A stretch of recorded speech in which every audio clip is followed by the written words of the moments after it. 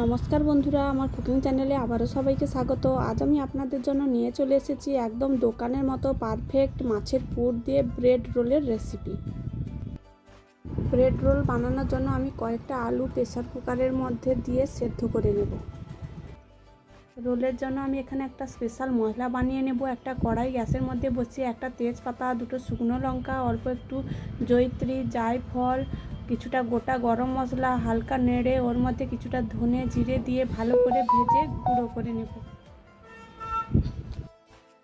তারপরে ওই কড়াইতে কিছুটা জল দিয়ে কয়েক পিস মাছ দিয়ে লবণ, হলুদ আর অল্প একটু লেবু দিয়ে ভালো করে সেদ্ধ করে নেব।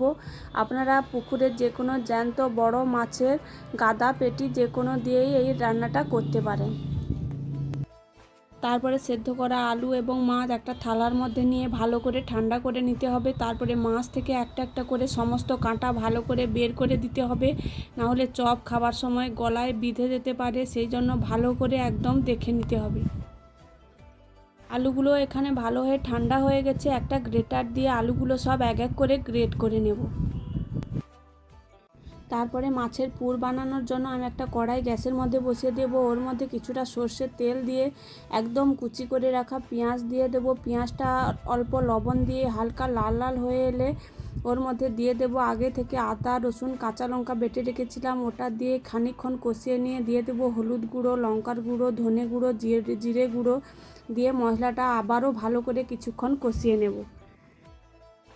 তারপরে মশলা ভালো করে কষানো হয়ে এলে আগে থেকে গ্রেট করা আলুগুলো দিয়ে মশলার সঙ্গে ভালো করে মিশিয়ে নেব। তারপরে ওর উপরে দিয়ে দেব আগে থেকে সেদ্ধ করে কাঁটা ছাড়িয়ে রাখা মাছগুলো। তারপরে দিয়ে দেব স্বাদ মতো লবণ, অল্প একটু চিনি আর আগে থেকে যে ভাজা স্পেশাল মশলাটা বানিয়ে রেখেছিলাম ওই মশলা খানিকটা দিয়ে সমস্ত আলু মাছগুলো একসঙ্গে মিশিয়ে ভালো করে কষিয়ে নেব। ভালো করে কষানো হয়ে গেলে নামিয়ে ঠান্ডা করে নেব। পুরটা ঠান্ডা হয়ে গেলে ওর থেকে লেচি কেটে লম্বা লম্বা শেপ দিয়ে এখানে রেখে দেব। লম্বা লম্বা করছি কারণ পাউরুটির ভেতরে দিয়ে ভাজবো, তাই লম্বা লম্বা করে নিচ্ছি। আপনারা এইভাবে পুর বানিয়ে কয়েকদিন ফ্রিজে রেখে দিতে পারেন। বাড়িতে কেউ এলে চায়ের সঙ্গে গরম গরম ভেজে দিলে সবাই খুশি হয়ে যাবে। আর এইভাবে সমস্ত পুরগুলো আমি বানিয়ে রেখে দেব। তারপরে আমি এখানে কয়েকটা স্লাইস রুটি নিয়ে নিয়েছি, ওর সাইডগুলো একদম কেটে বাদ দিয়ে দেবো। আপনারা কাটতেও পারেন, নাও কাটতে পারেন। কেটে বাদ দিয়ে একটা বেলনি দিয়ে ভালো করে একদম পাতলা করে বেলে নেব।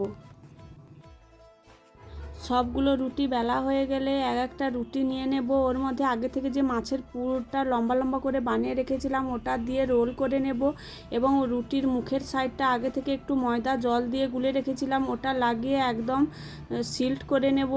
এইভাবে সমস্ত রুটির মধ্যে পুর ভরে এক এক করে সব রোল বানিয়ে নেব।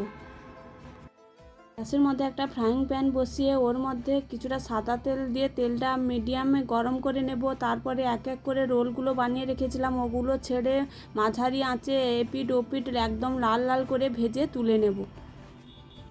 ভেজে নামিয়ে নিলে একদম রেডি হয়ে যাবে মুচমুচে মাছের পুর ভরা ব্রেড রোল। টমেটো সস বা গরম গরম চায়ের সঙ্গেও এটা বিকেলে পরিবেশন করতে পারেন। সবার খেয়ে খুব ভালো লাগবে। এইভাবে একবার বাড়িতে বানিয়ে দেখবেন। ভিডিওটি ভালো লাগলে আমার চ্যানেলটি সাবস্ক্রাইব করে দেবেন।